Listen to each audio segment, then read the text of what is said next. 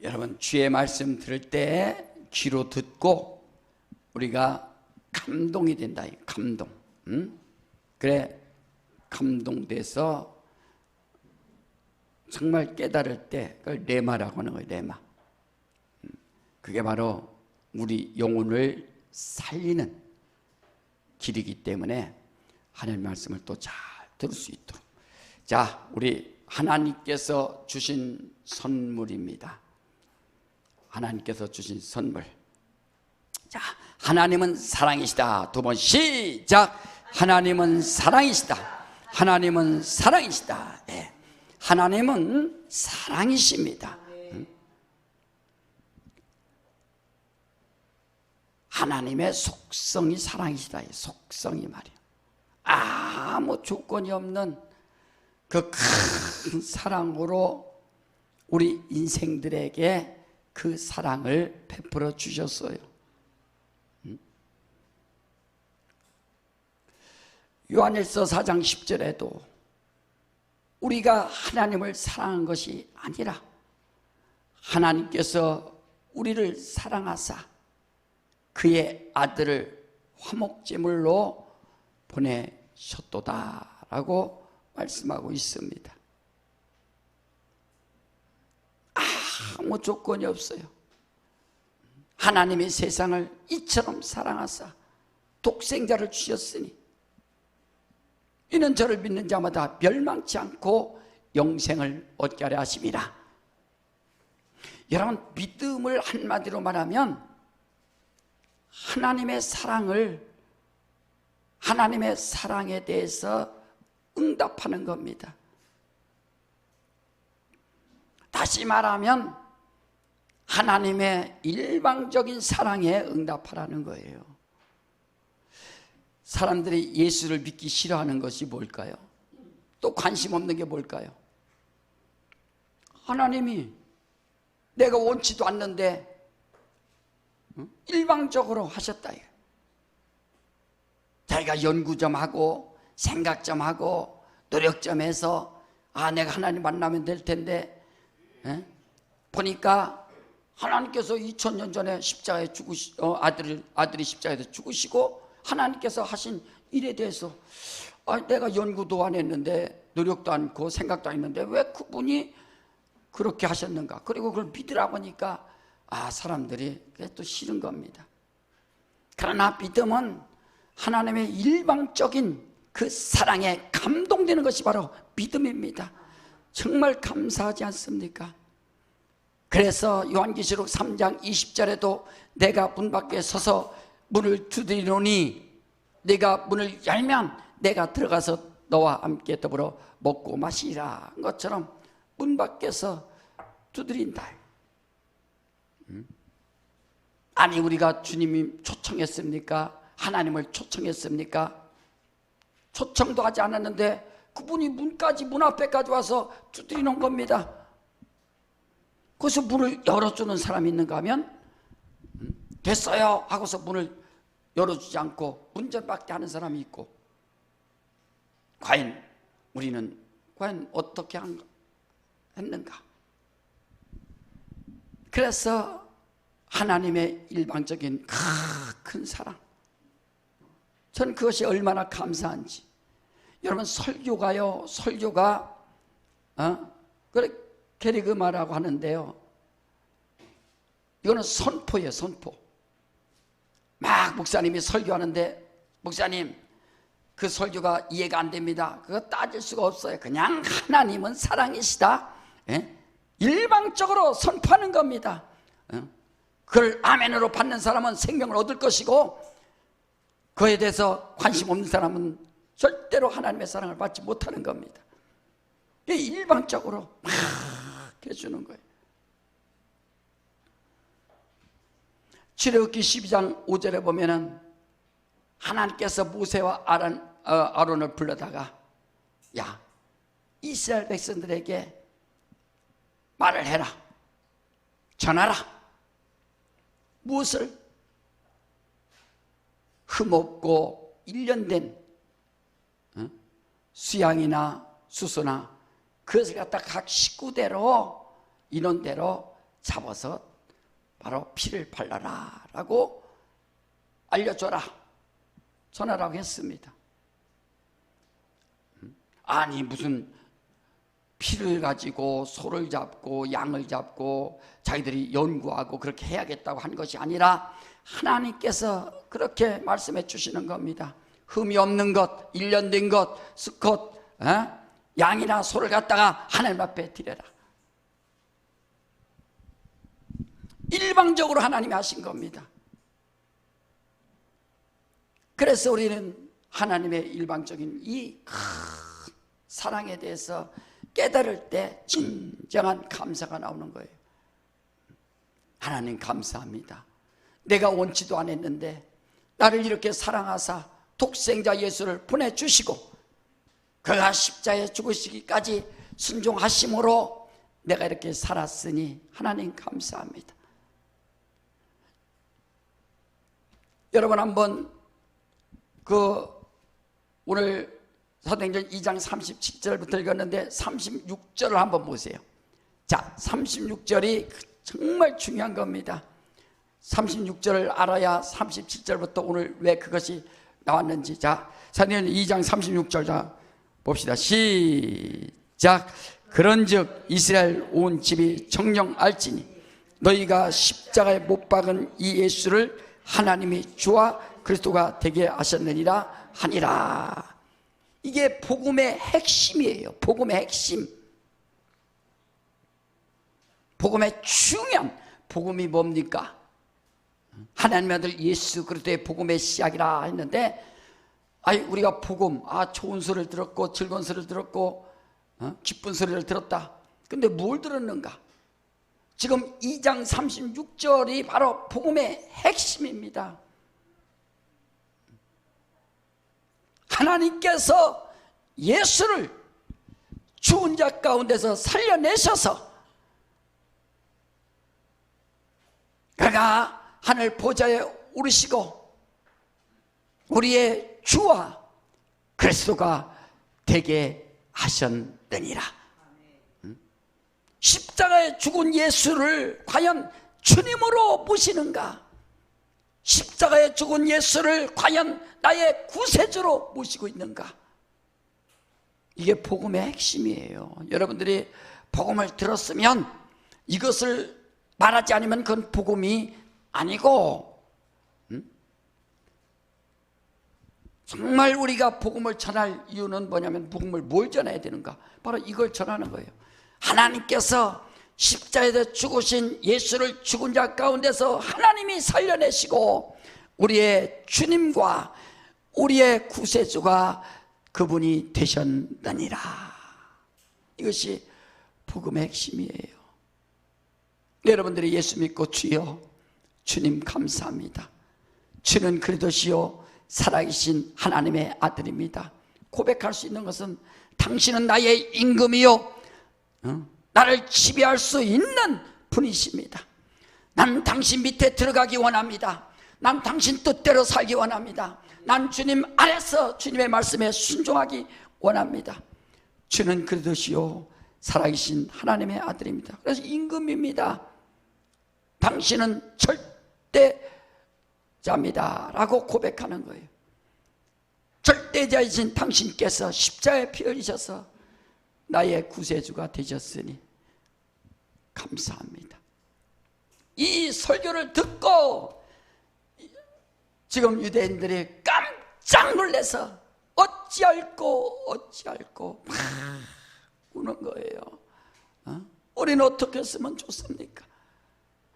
얼마 전에 예수를 십자가에 죽였는데, 십자가에 죽인 예수를 잘했다, 저건 예수는 반드시 죽어야 된다라고 그렇게 생각했는데, 세상에 그가 메시아였습니까? 그가 구세주였습니까? 어찌할꼬. 그래서 지금 오늘 베드로가 또 다시 설교하는 거예요.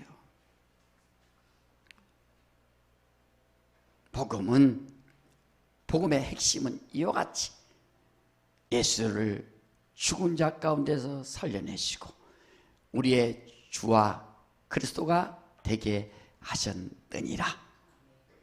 이건 여러분 외워야 된다 이거예요. 자, 따라합시다. 하나님께서 예수를 죽은 자 가운데서 살려내시고 나의 주와 그리스도가 되게 하셨다. 네. 이제 평생 여러분들이 이걸 딱 갖고 있어야, 야, 내가 예수 믿는 기쁨과 감사와 생명과 능력이 자기에게 찾아오는 것이지, 그렇지 않고는 뭐가 먼저 헷갈린다 이거예요. 하나님이 죽은 자 가운데 살려냈어요. 지금 이단들 보세요. 자기가 구세주라고 하고 교주라고 해놓고서 자기 죽었습니다. 안 살아나잖아요. 나중에 살아날 거라고. 예수는 3일 후에 일어날 것이다 라고 하더니 정말 죽은 자 가운데서 하나님이 그를 살려내셨다. 예수를 주라 시인하고 예수를 구세주라고 시인하는 자들을 바로 우리 하나님께서 영생을 주시기 위하여 이제 나중에 우리를 다 살려내 주신다 약속하셨으니 우리는 복음의 핵심을 잘 알아서 이와 같이 하나님이 그를 죽은 자 가운데 살려내셨습니다. 그는 우리의 주가 되십니다. 그는 우리의 구세주가 되십니다. 그는 예수 그리스도이십니다. 하나님의 일방적인 이 큰 사랑을 우리가 받아야 된다. 여러분, 그래서 우리는 이 세상에 이렇게 사는데요, 자기가 지금 뭘 살아야 되는지, 믿음이 뭔지,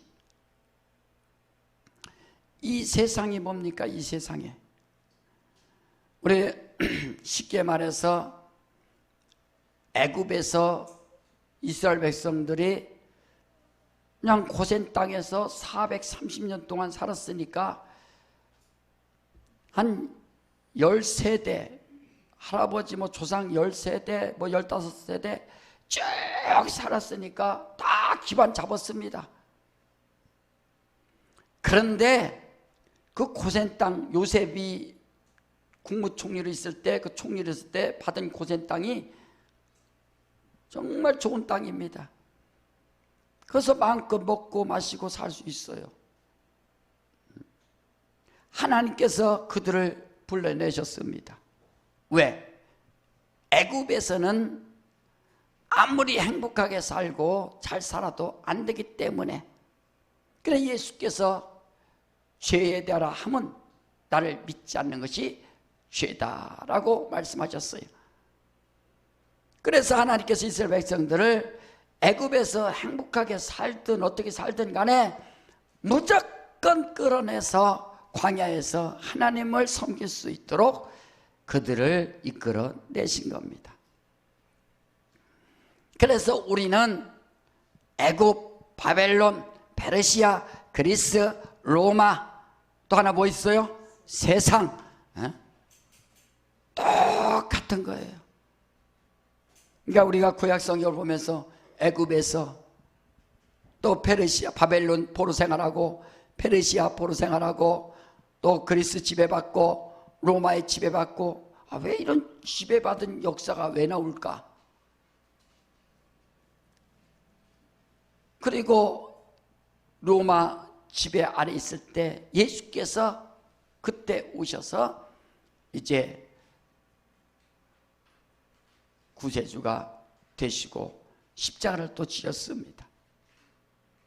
오늘 우리는 바로 이와 같이 세상에 사는 우리는 과연 구주를, 예수를 만났는가?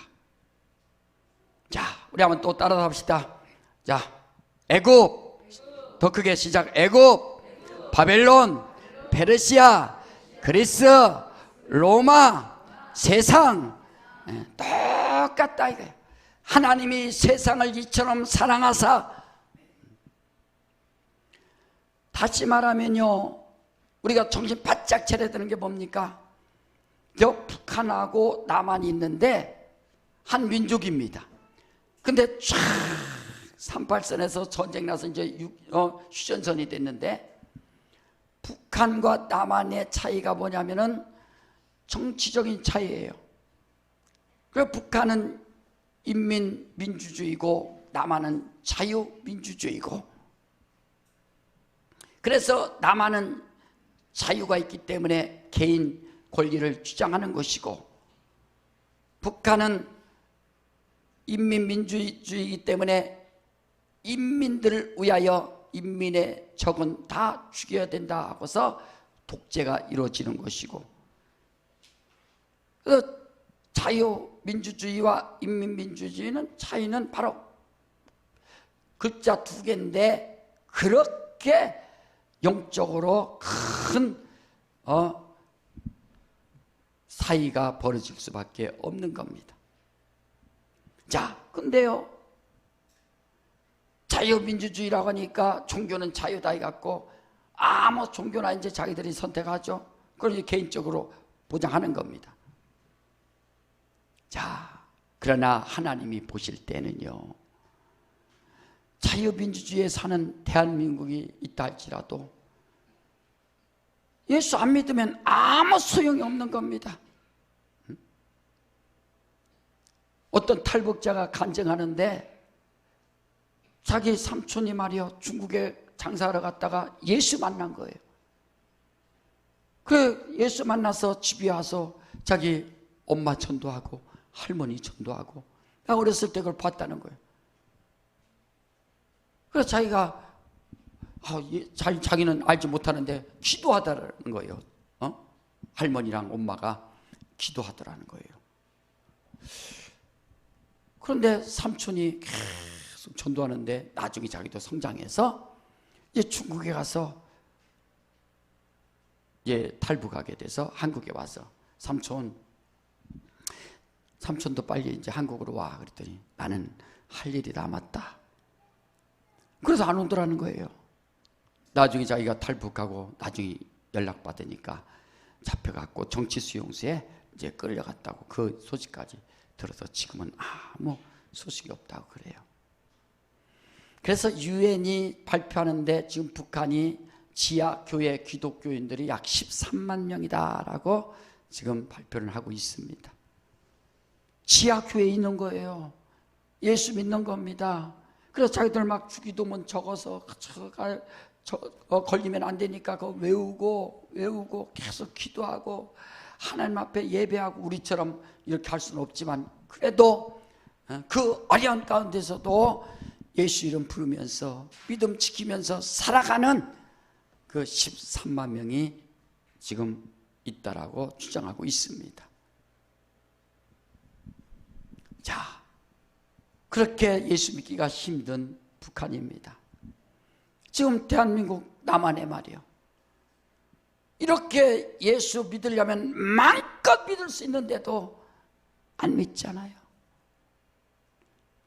옛날에 25% 기독교인이라고 했는데 지금 20%, 지금 10%, 5천만인데 500만 밖에 안 되고, 그것도 모르겠어요. 코로나로 인해서 다 많이 또 떠났다는데, 아무리 자유라고 외쳐줘도 예수 안 믿으면 아무 소용이 없어요.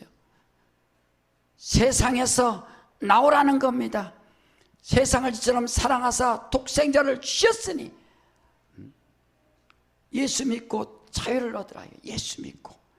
그러니까 예수를 믿고 진리를 알지니 진리가 너희를 자유케 하려 한 것처럼, 자유 대한민국에 산다 할지라도, 북한에 산다 할지라도 진리를 알지 못하고 예수를 믿지 않냐고 진리를 알지 못하면 영적으로 진정한 자유를 누리지 못하는 겁니다. 자, 그래서 우리는 자유 대한민국에 사는 동안에 그래도 이런 기회가 있다는 게 얼마나 감사합니까? 통제받지 않기 때문에 그냥 대충 하지 마시고, 이런 기회가 있을 때 주님을 확실히 의지하고 더 하나님을 사랑하고 마음껏 성령 충만하셔서 죄를 감당하다가 주님 앞에 설 수 있도록 하시기를 제 이름으로 축원합니다. 예. 야, 자유 대한민국 산다고 방심하지 마세요. 절대 방심해서는 안 된다. 절대 방심해서는 안 되는 겁니다. 우리의 영혼이 뭐냐? 영이. 창세기 2장 7절에 여호와 하나님이 흙으로 사람을 지으시고 그 코에 그 생기를 그 코에 불어넣으시니 사람이 생명이 되지라 그랬습니다. 자, 잘 들어요. 영이라는 것은 하나님이 보여주신 영은 인격이 없습니다. 그래서 오히려 아담은 말이요, 선악과 먹고도 930세까지 살았어요. 잘 살았습니다. 자기들 낳고.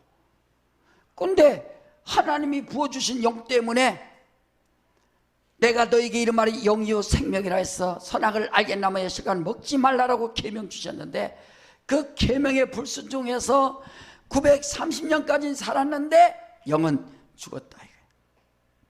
말씀에 불순종하니까.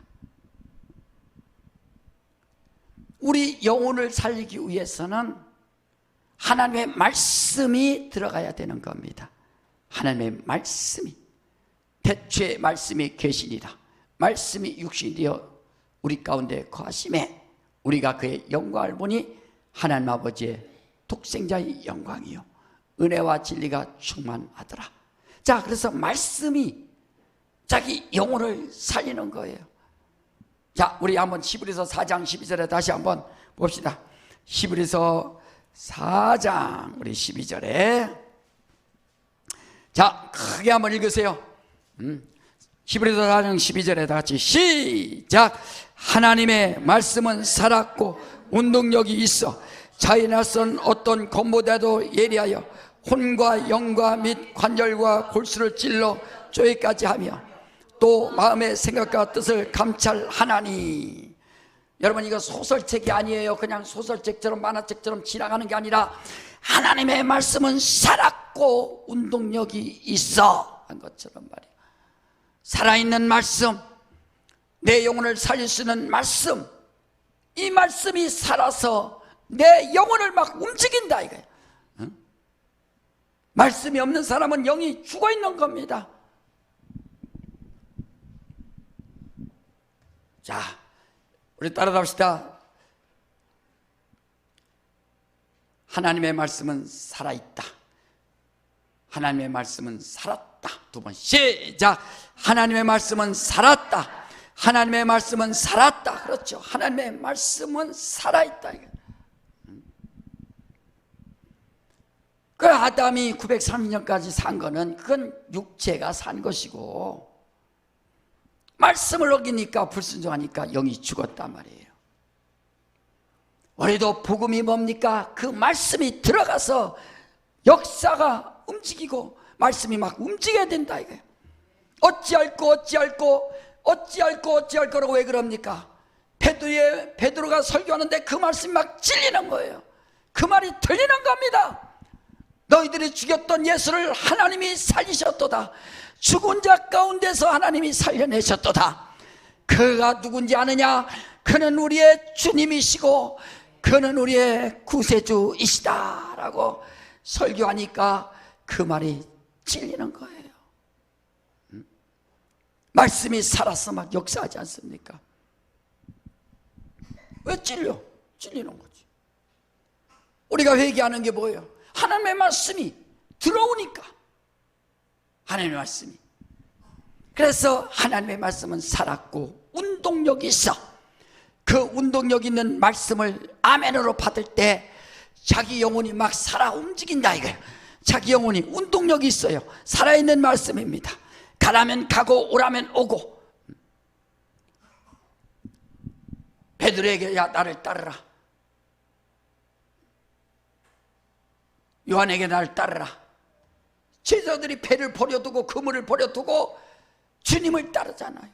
왜? 살아있는 말씀이 그에게 움직이기 때문에 그를 움직이는 거예요. 세상도 그건 영의 말이 아니죠. 세상 자기 의지를 사용해서 누가 가라면 가고 오라면 오고, 아 그래야겠구나 하죠. 우리는 이와 같이 하나님의 말씀이 살아있는 말씀이기 때문에 내 안에 들어올 때 그 말씀이 역사가 이루어지는데, 지금 베드로가 성령 충만했어.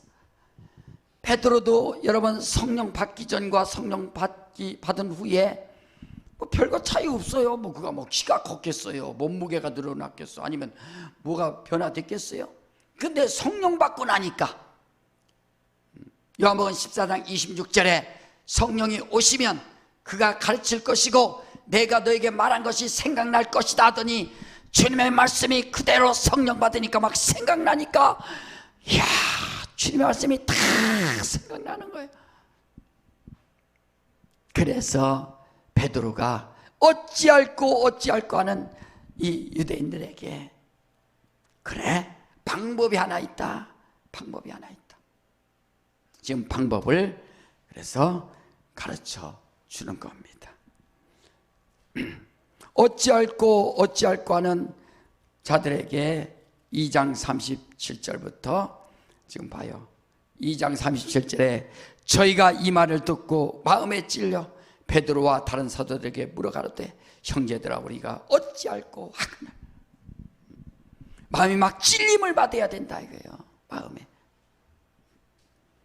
양심에 찔리지 말고 말씀에 찔려야 된다 이거예요. 말씀에, 자기 양심에 찔리지 말고 말이요, 하나님의 말씀 앞에 무릎을 탁 꿇는 겁니다.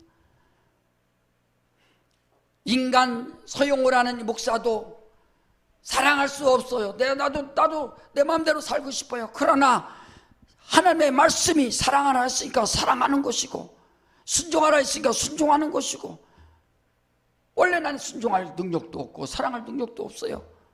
그러나 주님의 말씀이 들어오니까 그 말씀이 살아 역사하니까 찔린다. 자, 38절 다 같이 한번 읽어봅시다. 시작.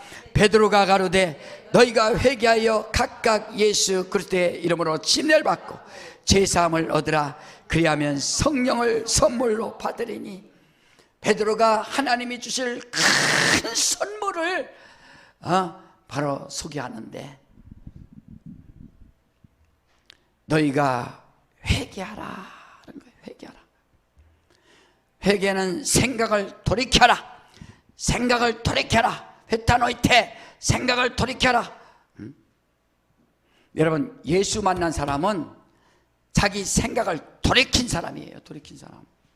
분명히 자기가 알아. 자기 믿음을 자기가 안다. 너희가 믿음에 있는가 너희 자신을 시험하고 확증하라는 것처럼 자기 꿈을 가지고 세상에서 어떻게 살고, 세상에서 자기가 어떻게 공부하고 어떻게 직장생활하고 어떤 사업하고 자기 계획을 쫙, 인생 계획을 세웁니다. 근데 주님 만나고 나서 완전히 자기 생각에서 이제 주님이 나를 지시하는 대로. 그 회개가 뭡니까? 하나님 없이 내가 살았군요. 하나님 없이 내가 인생 계획하고 하나님 없이 내가 살았습니다. 하나님 없이 결혼하고 하나님 없이 사업하고 하나님 없이 직장 다니고 하나님 없이 공부하고 하나님 없이 내가 살은 것 용서하여 주시옵소서. 그가 이스라엘 백성들의, 유대인들이 회개하는 것은 아브라함의 자손이라는 것, 그거 회개하라는 거예요. 교만. 우리는 아브라함이, 하나님을 만난 아브라함, 이삭, 야곱, 우리는 그 자손이요 후손이요. 그들은 아브라함을 아버지라 생각했으니까 아버지라 부르고, 그러니까 아브라함의 그 가문이라고 할 때 얼마나 그 자존심이 대단하겠어요. 그러나 침례 요한이 말하지 않습니까? 얘들아, 이 돌 같다고도 아브라함의 자손 만들 수 있다. 웃기는 소리 하지 마라 한다. 우리 세상에 있었던 우리는 바로 이와 같이 이스라엘 유대인들은 아브라함의 자손이라는 것이 자기들의 큰 훈장과 같았고 자부심이 있었듯이 어린은 이 세상에서 자기 마음대로 살려고 했던 것, 그거를 회개하고 돌아오는 거예요. 그래서 어떤 사람은 병 걸려서 하나님 앞에 오잖아요. 왜? 자기는 자신 있다 이거예요. 난 건강에 자신 있다고 했는데 병이 딱 걸리고 나니까 다 무너지는 거야. 계획도 무너지고, 돈이 뭐가 필요했어, 집이 뭐가 필요했어요, 직장이 뭐가 필요했어요. 자기는 내일 모레 죽는다는데 아무 소용없어. 자기 인생의 최고라고 생각했는데 그 세균 하나 때문에, 보이지 않는 병 때문에, 세균 때문에 인생이 팍 무너지는 거예요. 그러니까 주님 앞에 다가와서 두 손 들고, 주여, 하나님 없이 살았던 것 용서하여 주시옵소서. 인생이 아무것도 아니군요. 내가 바벨탑을 쌓습니다. 나의 인생의 바벨탑을 쌓습니다. 그런데 건강 잃으니까 팍 무너지는군요 하고서 하나님 앞에 돌아오는 거예요. 박살나죠. 박살. 생각 이제 바꾸는 거예요. 생각. 아, 그렇구나. 인생의 육신은 짧은 인생이고 한 번 왔다가 가는 인생이구나. 나의 영원한 내 생명이 있으니 나고 내 영혼을 위하여 이제는 예수께서 피 흘려 죽으시고 내 영혼을 살려주셨으니 이제는 내가 어떻게 살아갈 것인가. 내 영혼아 깰지어다, 내 영혼아 하나님을 찬양하라 하면서 하나님께 나가는 겁니다. 여러분, 바로 이와 같이 너희가 회개하라 하셨는데 회개해야 된다 이거예요.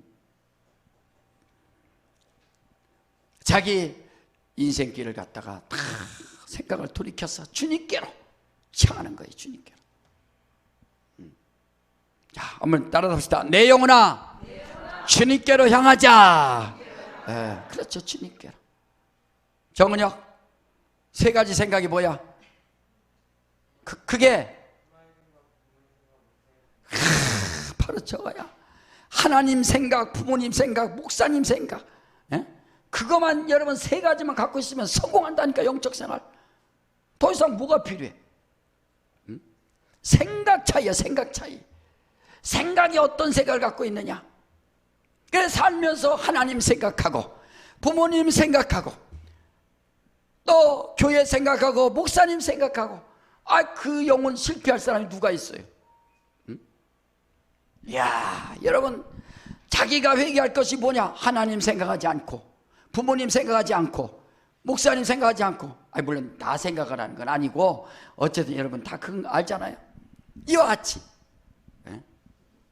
교회 머리 되신 주님이시기 때문에 하나님 생각, 부모님 생각, 목사님 생각, 이것만 잘하면은 그 사람 사는 거예요. 회개하는 것이 바로 그거 아닙니까?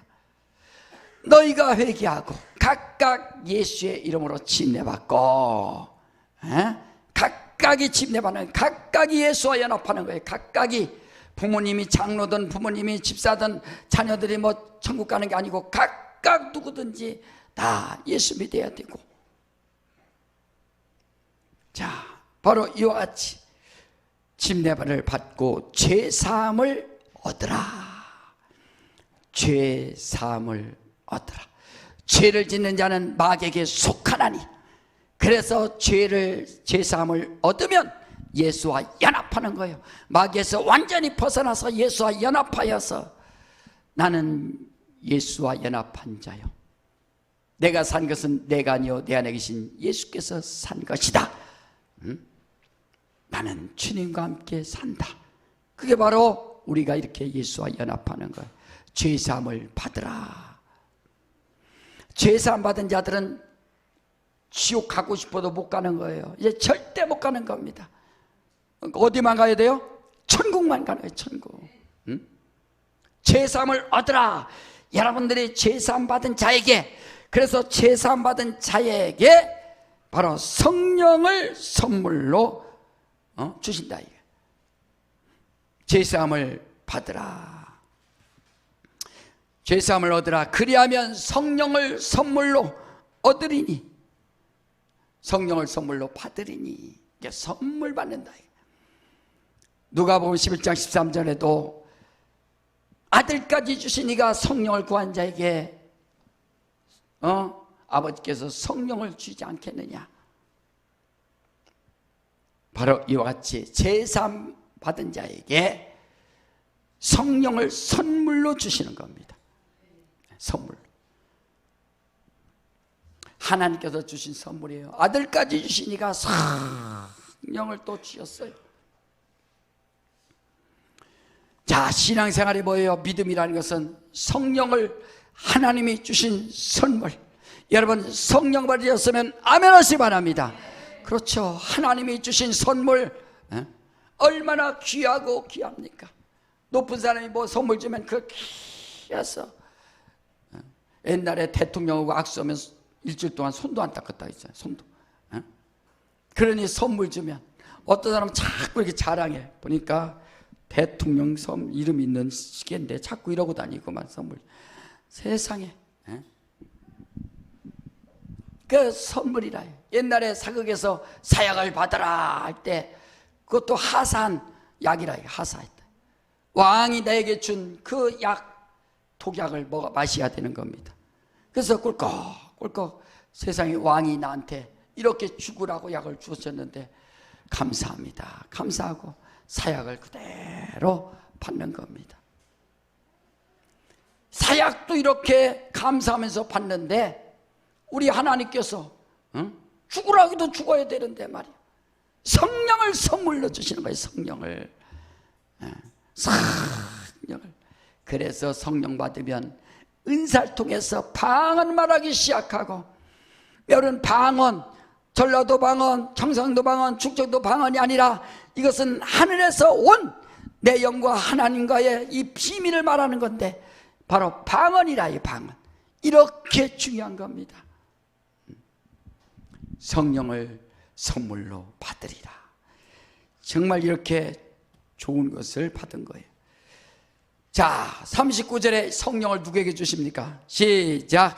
이 약속은 너희와 너희 자녀와 모든 먼데 사람 곧 우리 주 하나님이 얼마든지 부르시는 자들에게 하신 것이다. 봐요, 먼데 사람이라고 하더니 정말 대한민국까지 이렇게 나에게까지 우리에게까지 찾아와서 누구든지 성령을 주신다 이거예요. 유대인들만 준다는 게 아니라 얼마든지 회개하고 침례받고 제사함 받은 자에게 얼마든지, 아프리카든 유럽이든 또 동남아시아든 아니면 남미든 중남미든 어디든지 5대양 6대조 다 누구든지 다 이렇게 주의 말씀대로 예수의 복음을 들은 자들은, 복음을 듣고 깨달은 자들은 저는 하나님께서 그를 죽은 자 가운데 살려내시고 정말 그가 우리의 주가 되시고 그는 우리의 구세주가 됐다라고 믿는 자들에게, 회개하는 자들에게 나는 하나님을 일찍 알지 못해서 죄송합니다 하고 이제라도 하나님 알게 해주셔서 감사합니다라고 회개한 자들에게 바로 이와 같이 죄사함 받은 자에게 성령을 선물로 주시는데, 누구에게 주시는가? 부모나 자녀 가운데도 주시고 얼마든지 누구든지 원하는 자들에게. 얼마나 감사합니까? 이런 기회를 놓쳐버려요. 이런 것을 감사하지 않습니까? 감사하지 않는다면 과연 어떻게 되겠어요? 자, 그리고 40절 한번 봅시다. 시작. 또 여러 말로 확증하며 권하여 가로되 너희가 이 패역한 세대에서 구원을 받으라 하니. 패역한 세대라 이거야. 패역한 세대, 패역한 세상. 세상이 아름답게 보이지만 하나님 보실 때는 이 세상이 패역했다, 패역했다 이거. 패역했다는 뜻은 원문으로 보면은 잘못됐다, 이거. 잘못된 길, 잘못됐다 이거. 다 진리가 없으니까 이 패역한 세대에서 구원을 받으라. 자, 그래서 41절에 봅시다. 시작. 그 말을 받는 사람들은 침례를 받으며 이날의 제자 수가 3,000이나 더하더라. 다음 주에 침례에 대해서 다시 한번 얘기해 줍니다. 자, 42절 시작. 저희가 사도의 가르침을 받아 서로 교제하며 떡을 떼며 기도하기를 전혀 힘쓰니라. 사도의 가르침을 받아 교제하며 떡을 떼며 기도하기에 힘쓰니라. 교제하며 떡을 떼며 기도하기에 힘쓰니라. 따라서 한번 해야죠. 시작. 교제하며 떡을 떼며 기도하기에 힘쓰니라. 시작. 교제하며 떡을 떼며 기도하기에 힘쓰니라. 그래서 교회 모여야 되는 거예요. 교회 교제해야 되는 거예요. 교제. 간증거리가 나와야 되고 하나님 앞에 감사가 나와야 되고 교회에서 떡을 떼는 거예요. 떡. 오늘 말씀 들을 때도 이것 막 떡 떼는 거예요. 떡. 성찬도 물론 하지만 여러분 주님의 말씀이 아멘 아멘 그렇구나. 내게 성령을 선물로 주셨구나. 이 큰 선물이구나. 아멘 하는 순간 주께서 주신 이 떡을 말이야 자기가 먹는 거예요. 아멘 아멘. 내가 죄사함 받았구나. 예수의 피가 내 영혼을 살려주셨구나. 그 잔을 마시는 것이고 말씀 들으니까. 그래서 모여서 교제하고 또 떡을 띠고 그 다음에 할 일이 뭐예요? 기도하는 일에 전혀 힘쓰니라. 아주 전혀 힘쓰니라. 마음을 다하고 힘을 다하고 뜻을 다해서 대충 하는 게 아니라 기도만이 기도 이 패역한 세대를 이겨나갈 수 있는 방법이 바로 기도. 기도에는 이런 유가 나갈 수 없고 기도해야 되느니라.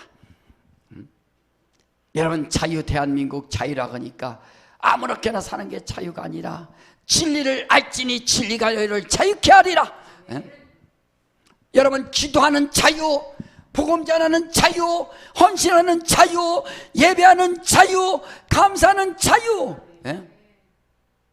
그게 자유가 있어야 돼요. 자유. 누가 시켜서 하는 게 아니라. 목사님 오늘 예배 드렸으니까 2시간 예배했으니까 시급 주세요. 시급 2시간 뭐 2만 원 주세요. 내 시간 뺏겼어요. 오는 시간 뺏겼어요.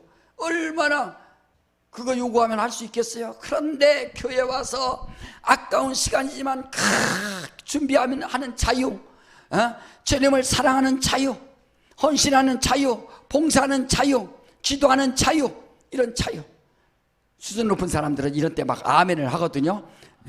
자, 헌신하는 자유, 기도하는 자유, 봉사하는 자유, 예배하는 자유. 그렇죠. 예배하는 이 자유, 기쁨, 감사. 얼마나 감사한가. 자, 그래서 우리는 이와 같이 성령 받고 나니까 성령이 하나님이 주신 큰 선물 성령 받고 나니까 완전히 인생이 변화돼서 교제하고 떡을 떼고 전혀 기도에 힘쓰느니라. 우리 진정한 성도들이 바로 이와 같이 나 교회 안 나와. 벌써 뭔가 끝나는 거예요. 나 예배 안 드려. 끝나는 겁니다. 나 기도 안 해. 끝나는 겁니다. 기도가 뭐가 필요했어? 끝나는 거예요.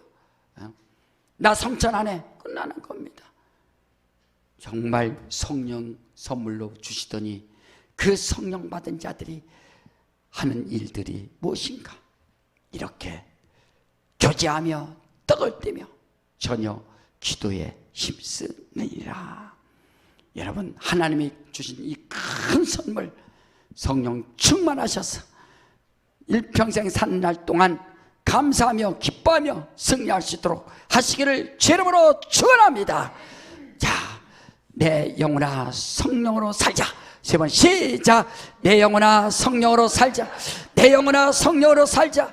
내 영혼아 성령으로 살자. 할렐루야. 이 시간에 우리 다 같이 한번 기도할 때 하나님 아버지 성령으로 살기 원합니다. 여러분 다윗이 고백하지 않습니까? 성신이여 내게서 떠나지 마옵소서.